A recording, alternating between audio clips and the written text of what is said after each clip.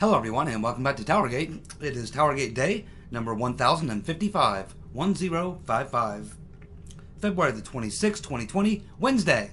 Thank you so much for tuning in. Well, of course it is Wednesday, and of course, as you know, every Wednesday I take out the trash and then I have some chicken. Take out the trash and I have some chicken every Wednesday. So I'll keep up with that tradition, and later this evening I'll take out the trash and have some chicken. Now, let's get on to the news of the day. Okay, well, it looks like we have the Italian press reporting that new bank accounts have been opened by Joseph Mifsud. Pretty sure he's not dead, as I've been saying for a very long time. No, he's not dead. He's being protected by somebody, and I have to assume it's Italian intelligence, who can't seem to keep their story straight. We also have Giulio Oceanaro, who has been tracking Mifsud. Excuse me. And he says that Mifsud was recently seen at Lake Bracciano near Rome. So clearly Mifsud is being protected by Italian intelligence, or someone along with Italian intelligence. He's definitely not dead. And we just don't know, as far as on the Durham side of things, whether they've interviewed him, whether they've not interviewed him. He's obviously still in hiding to some extent, so that tells us that he's probably not in the clear. He's not in the witness protection program, in other words. But he's obviously getting out and about enough to where some people are spotting him. And of course, it's a little unusual that he would be opening up these new bank accounts. And it's also a little bit unusual that he would be doing that, because we know that he's currently being sought by authorities in Italy because of some crimes he's been accused of. So it's a very sticky situation here. What's going on?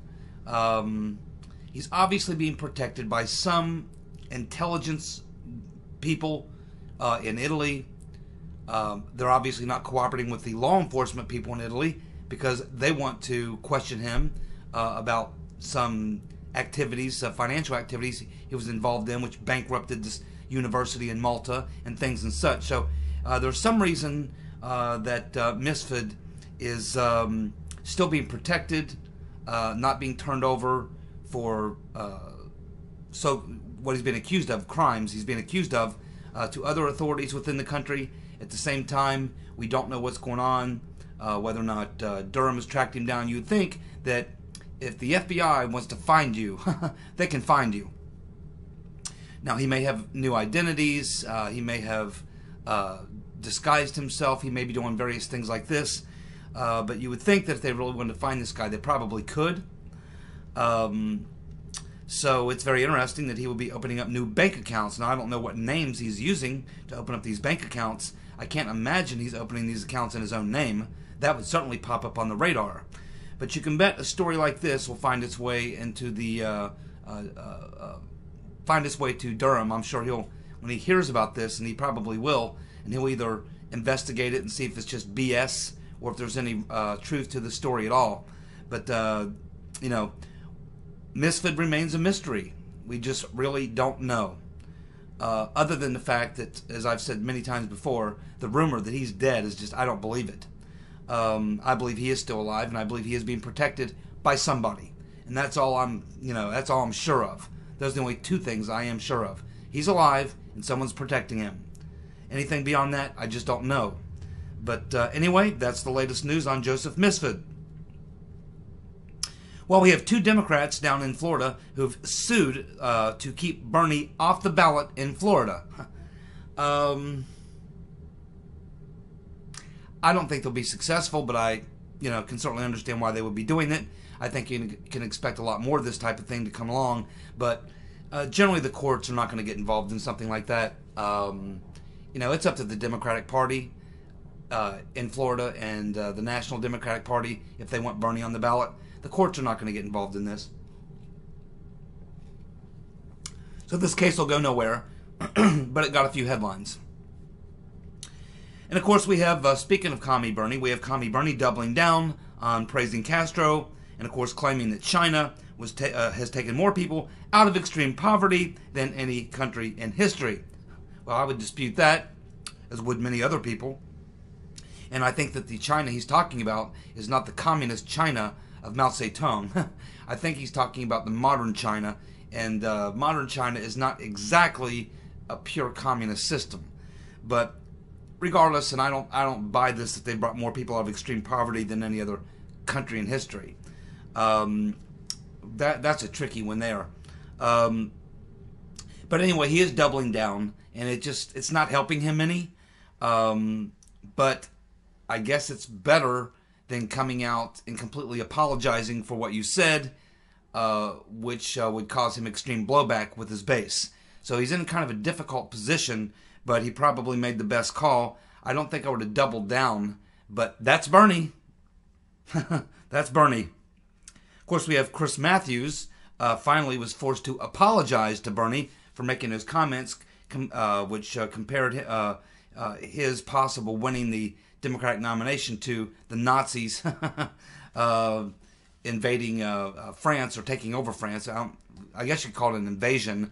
The way I look at that is it was a negotiation. They just negotiated with the French. Well, we're going to come and take it, or you can just give it to us. And the French said, okay, we'll just give it to you. It's kind of how that went down, but you can look at it however you like. And of course, we have Burisma Joe, who is a hot mess, as usual. And he is still showing up currently as 4 points ahead of Bernie in South Carolina. That's the latest polls. Of course, they're debating tonight. In fact, as well as I'm doing this video, that debate is happening right now. But we had two more typical Biden gaffes just yesterday. First, he claimed that he worked with Chinese leader Deng Xiaoping. He worked with Deng Xiaoping on the Paris Climate Accord. Well, the only problem with that is Deng Xiaoping died about 22, 23 years ago, and probably didn't even know who Joe Biden was at the time of his death. So that's obviously another gaffe by Biden. He's obviously got Deng Xiaoping mixed up with someone else. So what can you say? That's typical classic quid pro quo Joe. He just, his mind is scrambled eggs. But probably I think an even worse gaffe by Burisma Joe yesterday was when he was speaking and drawing a very small crowd, by the way. He was speaking in a small gymnasium. I think there may have been as many reporters and Biden staff campaign people there as there were Biden supporters. I mean, I saw the pic. It's not very impressive. And so you have Biden there speaking to a small crowd, which probably in this case goes to his benefit. And at the end of it, where he always gives that little speech about, my name is Joe Biden, give me a kick if you like me, and I'll take a look at the tires, kick the tire. He always does that at the end. You would think as many times he's done that, he wouldn't flub it up. But he did yesterday because he said, quote, my name is Joe Biden. I'm a Democratic candidate for the U.S. Senate. Look me over, gobbledygook, and if you don't like me, you can vote for the other Biden. Give me a look, though, okay? That's right. Now he claims he's running for the U.S. Senate. His teeth start rattling around in his mouth, and he has to get those adjusted, so it sounds like he's doing gobbledygook, and then he gives that typical line, you can vote for me or vote for the other guy. But this time he actually says you can vote for me or you can vote for the other Biden. I'm not sure who he's talking about. And then the typical, give me a look, though, okay? This is a fairly typical statement he repeats over and over and over again, and he still can't get it right. So, again, his mental faculties are failing him. I know what the polls are showing, him being 4 points up, and I kind of think that, he probably has a shot of winning South Carolina only because Bloomberg is not on the ballot. And we know from 2016 that the Rotten Reverend Clinton just destroyed Bernie in all the southern states. Bernie doesn't do well in the South. Now, this time around, he appears to be doing better. So it's showing right now Biden with a 4-point lead over Bernie. I'll get to the election analysis here at the end of the video, but basically that's where we are right now. Now we also have, as we've been following this story too, activist left-wing judge Amy Vernon Jackson, pounding her fist on her desk there while criticizing Tucker Carlson and President Trump for their remarks about this biased juror Tamika Hart. And at the end of her hearing yesterday, she found no ruling. Remember, the hearing was to determine if Stone deserved a new trial because of the biased juror or possibly jurors. And instead of dealing with that issue, it appears that Judge Vernon Jackson was defending this juror and other jurors. She offered no ruling, and she says she's still considering the case. Now, she should be kicked off the bench. I mean, tomorrow, as soon as possible, they should hold hearings in the Senate. They should take a look at her record, her rulings, her latest outbursts in this particular case with Stone. At the very least, they should have a vote to impeach her. And Attorney General Barr needs to pull her ass off this trial. She needs to be pulled off this trial. Clearly, she, not just a juror, but she is heavily biased in the Stone trial, as she was in all these other cases. Amy Vernon Jackson needs to be pulled off this case. And I still think they should vote to impeach her. She's not a judge. She's an activist wearing a robe. Amy Vernon Jackson, you suck. And we still don't know a ruling. Should have been a slam dunk. So I guess they did interview a couple of the jurors, including Tamika Hart. What should have happened, and I don't know if it did because there's no reporting on it, what should have happened yesterday is that Stone's lawyers should have had the opportunity, and I'm sure this is done behind closed doors or in a closed hearing. I'm not sure. I'm pretty sure they wouldn't do this publicly in an open hearing, but Stone's lawyers should have gotten to interview her, and I would interview every one of the jurors. I'd re-interview every one of them. But we did find out yesterday that it doesn't appear that the Stone's attorneys actually even read the questionnaire from Tamika Hart, and they never challenged anything. And that's an error on Stone's lawyers. Now, I don't know, maybe he's got low-budget lawyers. I don't know, but good lawyers would never have allowed, especially going into this case, knowing you have a biased judge, knowing you're in a place that's 95% Trump haters. If you're an attorney representing your client like Roger Stone, that's exactly what you would pay the most attention to in this case. You want to make damn sure that the jury is not loaded against you. And it looks to me like Stone's lawyers did a very poor job of making sure their client had a fair jury. I put this on Stone's lawyers. They're not looking very good in this as well. So we still don't have a verdict on whether or not there'll be a motion, whether the motion for a new trial will be granted, because I guess at this point maybe they haven't finished conducting the interviews of the juror or jurors, but you have to expect something's going to happen soon. But I certainly hope that Attorney General Barr is watching this, and I hope he's watching this judge, Amy Vernon Jackson, and I can't imagine being Attorney General and letting her continue in this case. I would have yanked her ass off this case. She's clearly biased, has no business ruling on these matters.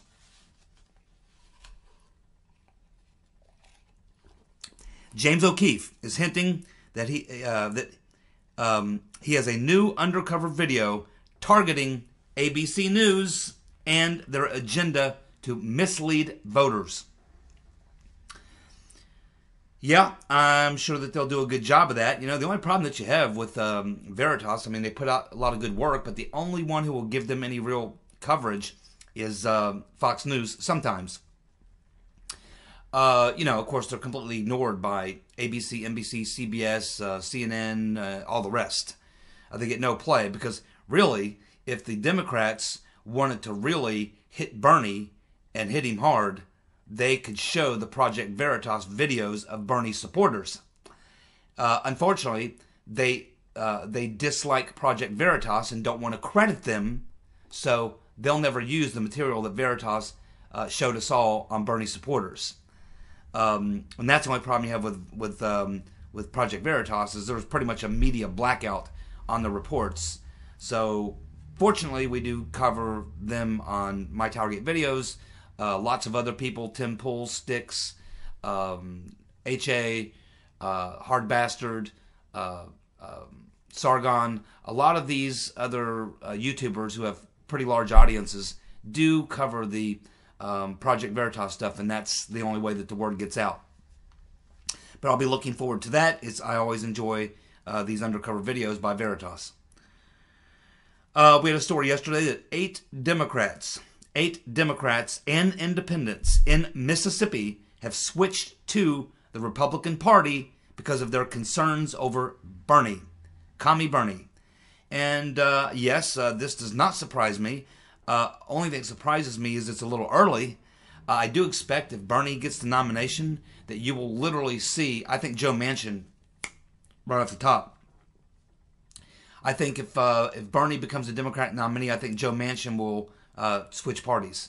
I think that you will see a lot of Democrats across the country, state and local, switch parties if Bernie becomes the nominee. That's how bad it is.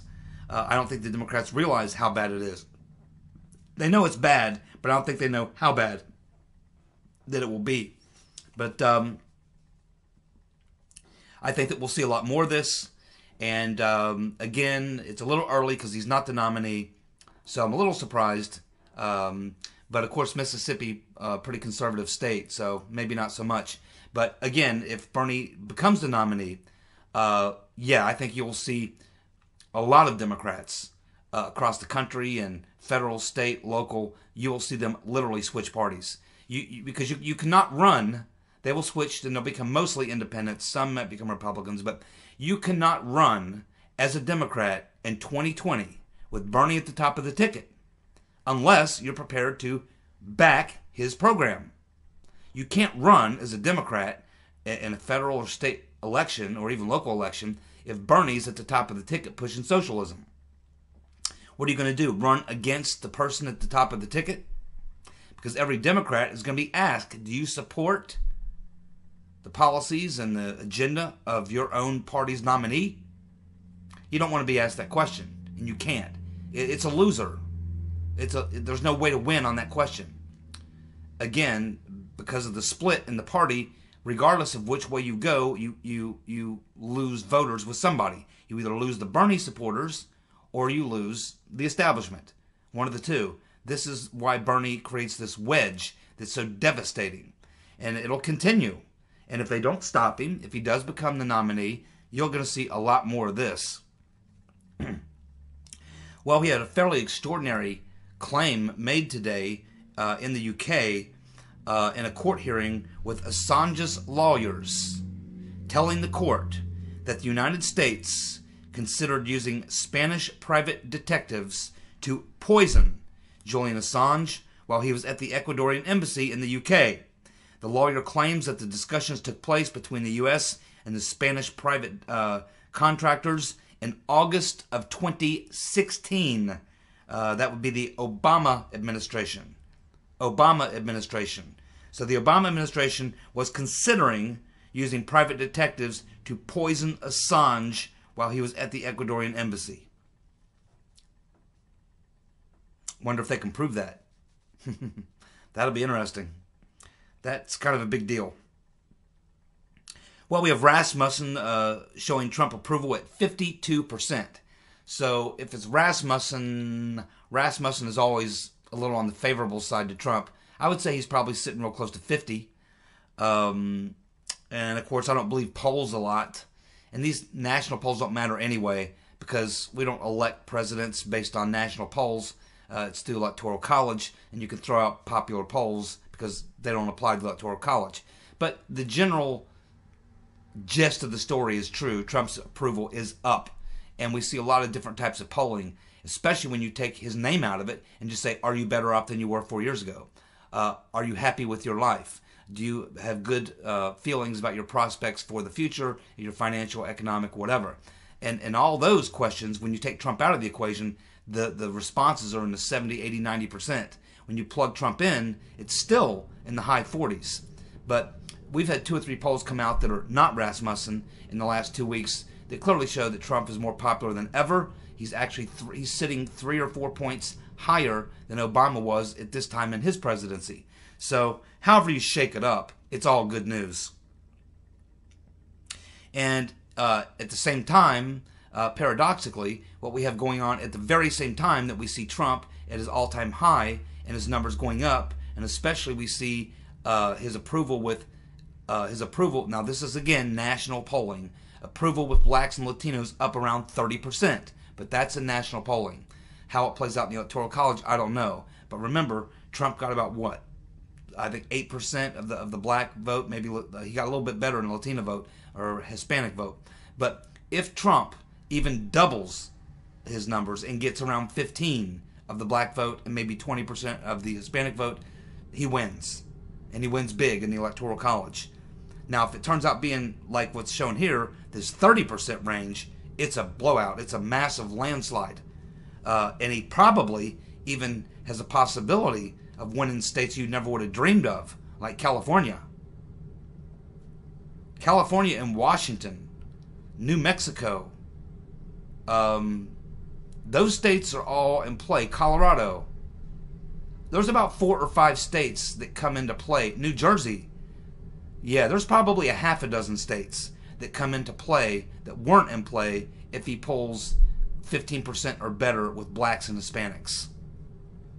Man, he could flip 5 or 6 more blue states red if this number is holding up at election time in November.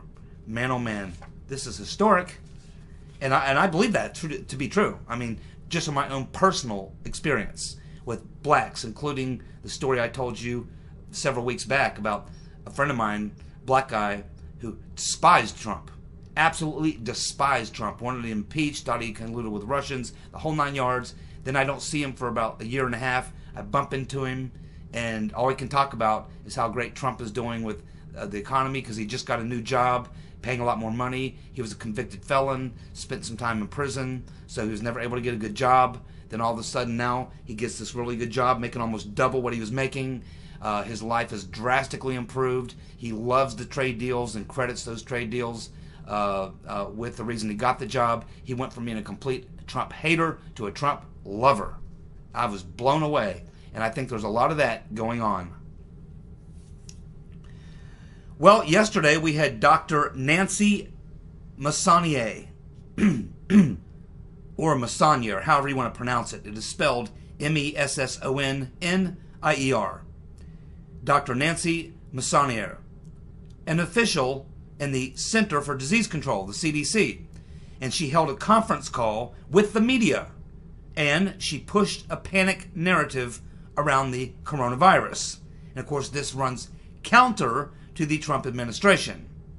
But what you need to know about Dr. Nancy Messonnier is that she is the sister of Rod Rodenstein.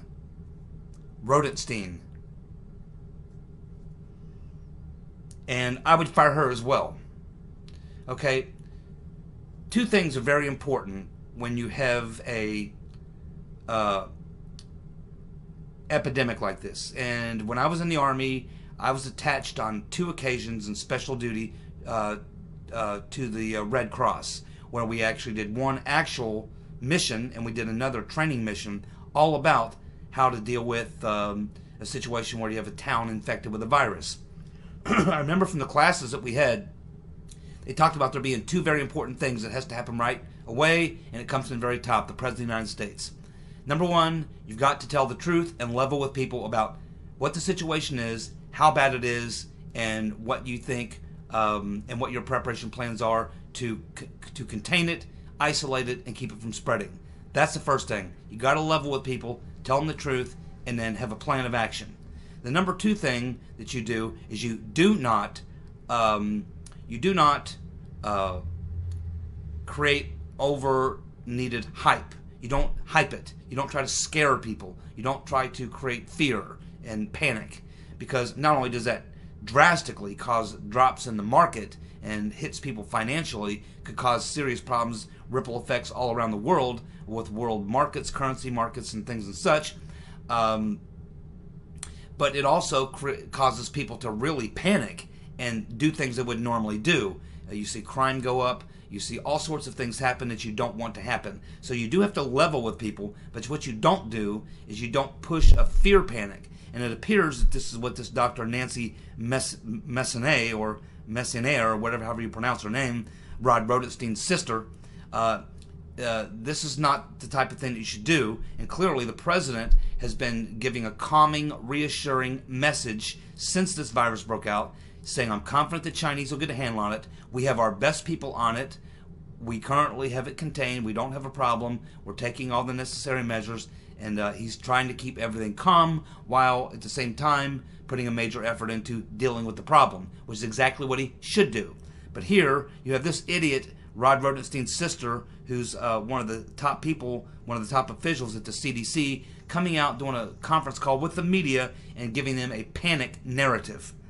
And I wonder if she did that on purpose to cause problems with the stock market, the markets in general, and just to work against Trump. This is why I would fire her ass. And then, of course, I'd lock up Rod Rodenstein as soon as I finished doing that. So there you go. The deep state. Even in the CDC, we have a deep state. They're everywhere. I'd get rid of her immediately. Let's see. Lindsey Graham is saying that the depositions start next week. His depositions start next week. He says the very first person they will be deposing will be David Loffman. David Loffman, that's a good choice. Of course, he was the top lawyer for counterintelligence over at the DOJ National Security Division, where a lot of the stuff was being run out of. It was like the cell at the DOJ where they were running the operations. And of course, he was implicated by Michael Huckleberry Horowitz in the Horowitz report for FISA misconduct. He was personally singled out.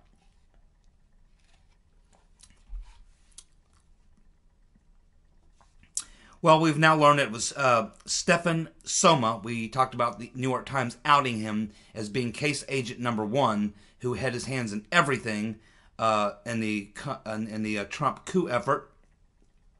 It was Stephen Somma who we now find out was the one who interviewed Carter Page 5 times in the month of March of 2017.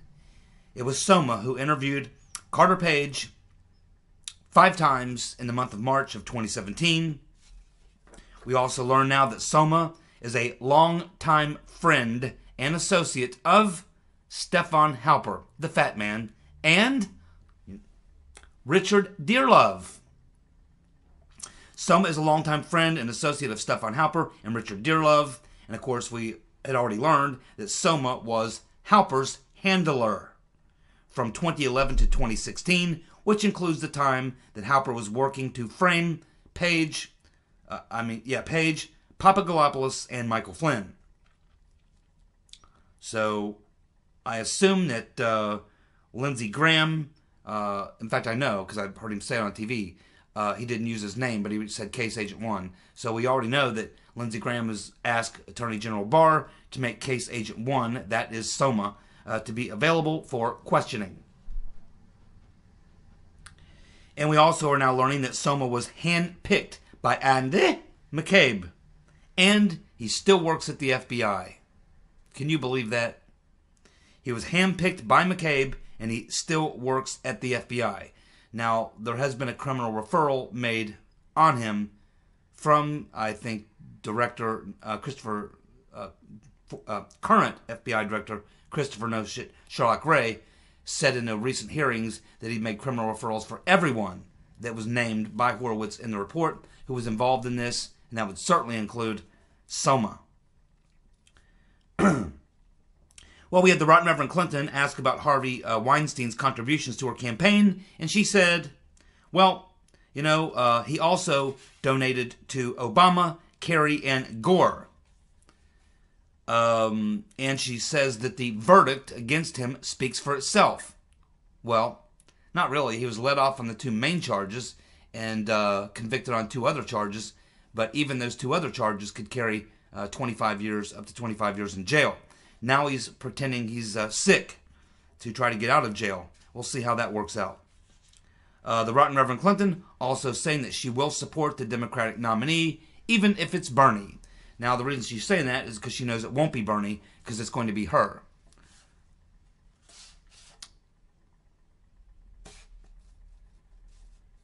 Okay, so as I mentioned earlier, there is a Democratic debate going on right now in South Carolina, and it is debates being hosted by CBS.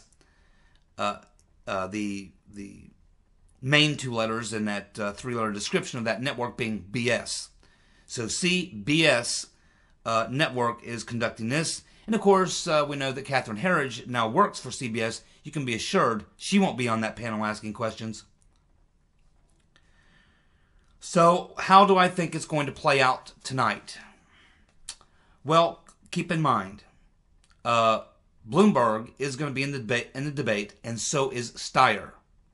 But Bloomberg will not be on the ballot in South Carolina.